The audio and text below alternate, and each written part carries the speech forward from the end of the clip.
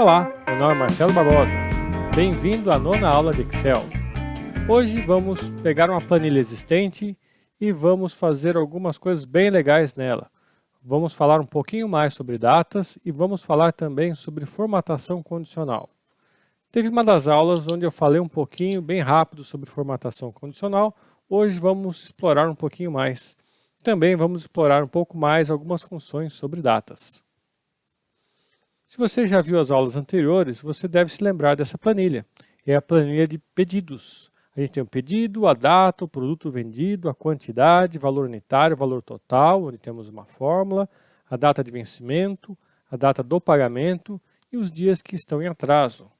Se você não tem essa planilha salva, dê uma pausa no vídeo agora, construa essa planilha, é bem fácil, eu já expliquei o que são as colunas, mas se você não sabe construir essa planilha, veja o vídeo, eu vou deixar o link aqui na descrição do vídeo onde a gente fez essa planilha, aí você volta aqui porque a gente vai elaborar algumas coisas legais aqui nessa planilha. Primeira coisa é olhar essa coluna aqui, dias em atraso. Lembra que a gente fez uma fórmula onde diminuiu as datas de pagamento e vencimento para calcular quantos dias está em atraso, ou então diminuiu a data de hoje menos a data de vencimento para calcular dias em atraso daquelas que estão em abertas. Só que tem um probleminha. Aqui está mostrando os dias em atraso corridos e não dias úteis. E às vezes, com finalidade, por exemplo, de aplicar algum tipo de juros ou multa, ou qualquer outro tipo de ação que venhamos a tomar com o pessoal que está em atraso, às vezes queremos saber os dias úteis e não os dias corridos. Então vamos fazer isso. Vamos calcular aqui numa outra coluna quantos dias em atraso úteis desde a data do vencimento. Para não se confundir, vamos renomear aqui. Vamos clicar aqui da F2 para editar essa célula. E entre parênteses, vamos dizer que é dias em atraso corridos. E agora vou copiar, Ctrl C, Ctrl V para o lado, F2, e vamos dizer que são dias úteis.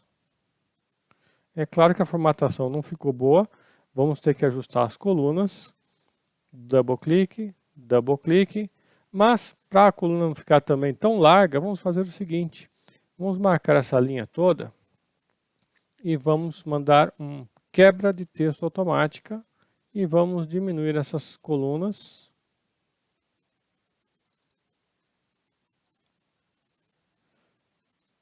Vamos diminuir essa aqui também. Pronto, vamos diminuir um pouquinho aqui também. Diminuir aqui também. Tá ok. Então já estamos economizando um pouquinho de colunas aqui para não ficar tão extensa a planilha. Vamos agora fazer a fórmula do dias em atraso úteis. Lembra que o dias em atraso corridos é simplesmente data de pagamento menos data de vencimento nos dá dias corridos.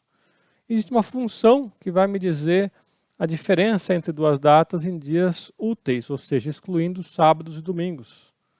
Vem comigo. Igual dia trabalho total.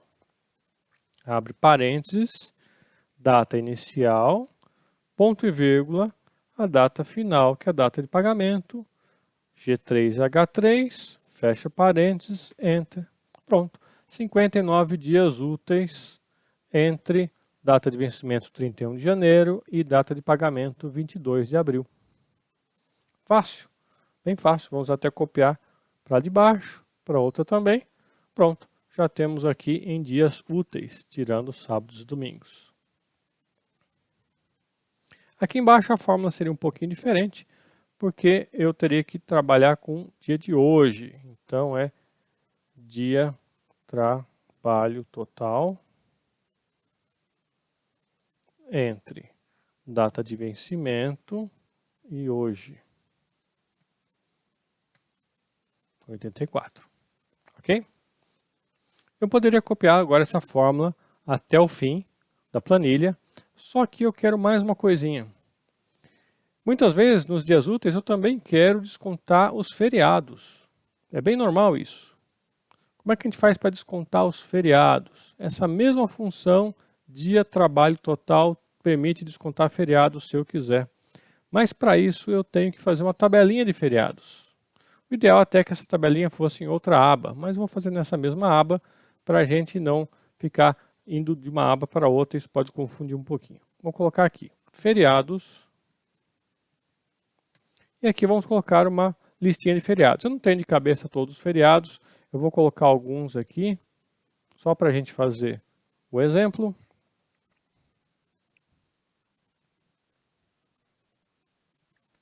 Pronto, digitamos aqui 4 feriados. Vamos ver se funciona isso. Vou delimitar aqui a minha tabelinha de feriados, vou até passar um pouquinho mais algumas linhas, vocês vão entender depois por quê. Vou colocar uma borda externa espessa aqui, para ficar bem visível a minha tabela de feriados. Deixei alguns campos em branco aqui. Vamos apagar essa fórmula toda aqui. Vamos fazer novamente. Igual, dia, trabalho total, abre parênteses, começa igual, data de vencimento, ponto e vírgula, segundo parâmetro, data de pagamento, ponto e vírgula, terceiro parâmetro, que é opcional, a gente não usou da primeira vez, é a tabela de feriados. E agora eu vou selecionar a minha tabelinha de feriados. Eu posso selecionar escrevendo manualmente da célula M3 até a célula M13, assim, M3, dois pontos M13, ele já vai pegar as células todas, ou um jeito mais prático é com o mouse, eu marco a seleção, está na mesma, fecho parênteses, Enter. Pronto, já está com a fórmula apontando para os feriados. Veja que eu tenho um feriado entre 31 de janeiro e 22 de abril, eu tenho este feriado de 21 de abril. Vamos apagar ele e ver o que acontece? Está 58 dias, 59. Quer dizer que ele está realmente considerando esse feriado na hora de fazer a conta dos dias úteis. Aqui não vai dar, que está muito próximo, não pegou nenhum feriado, mas vamos inventar um feriado aqui, só para mostrar. Vamos dizer que dia 10 de março foi um feriado.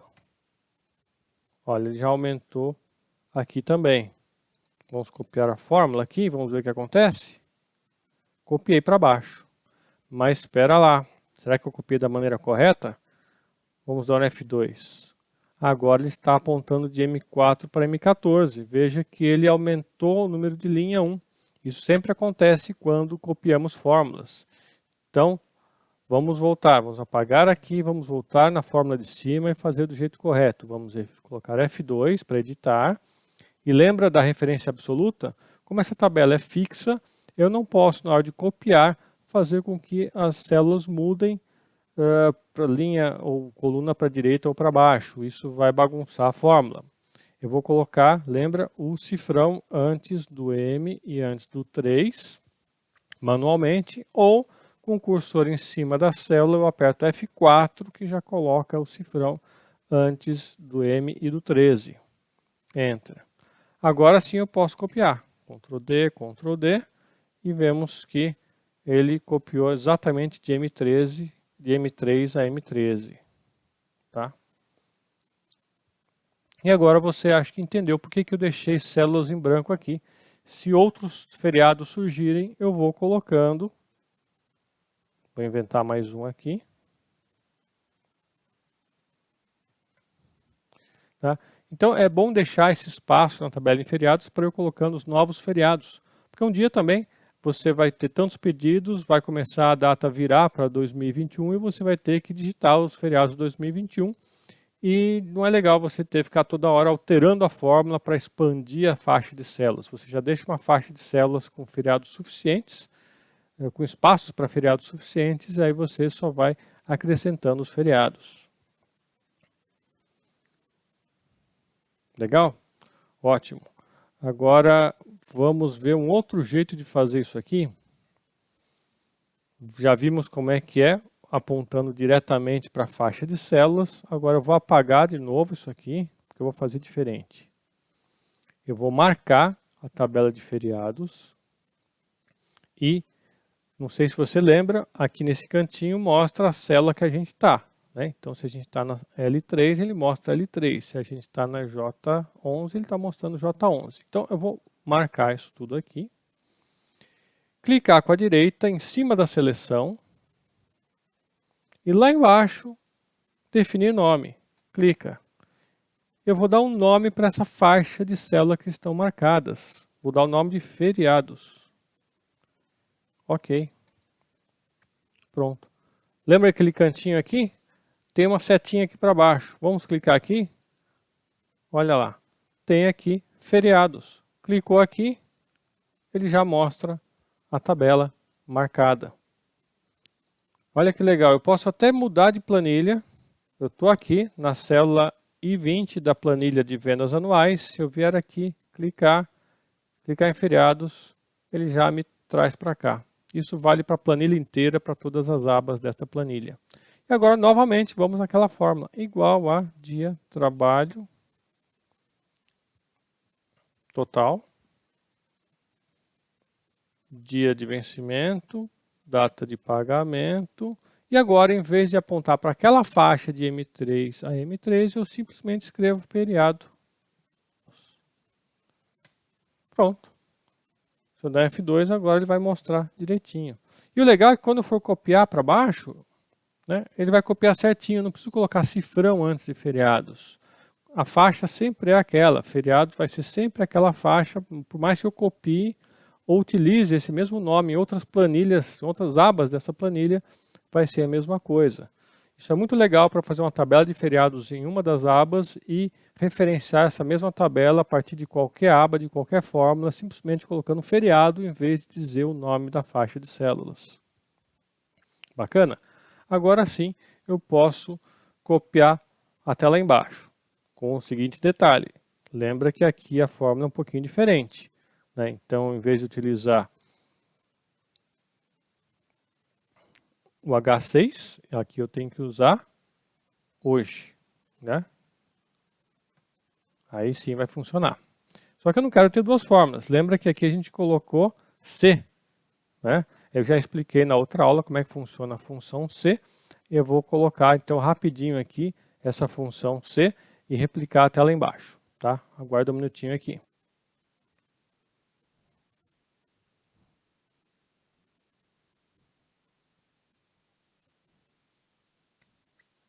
Pronto, já digitei a fórmula dentro da condicional. Agora simplesmente eu posso chegar até lá embaixo e replicar a fórmula. Tá? Para ficar mais bonitinho, vou marcar até o fim e colocar bordas em todos. Pronto, agora eu tenho duas colunas, dias em atraso, dias corridos, e aqui em dias úteis, respeitando inclusive os feriados que eu digitei aqui. Tudo bem? Agora vamos para a parte de formatação condicional. Vamos fazer rapidinho o que a gente fez na outra aula. Eu peguei, por exemplo, essa faixa de valor totais aqui e formatei condicionalmente com escala de cor. E aqui na escala de cor, antes mesmo de eu clicar, ele já vai mostrando ali na coluna F o que vai acontecer. E o que faz isso daqui? Simplesmente pinta o fundo de todas as células com um degradê, no caso de verde a vermelho, sendo que verde são os maiores valores e vermelho os menores valores, com todos os intermediários aí entre amarelo, verde claro, vermelho claro. Aqui do lado é o contrário.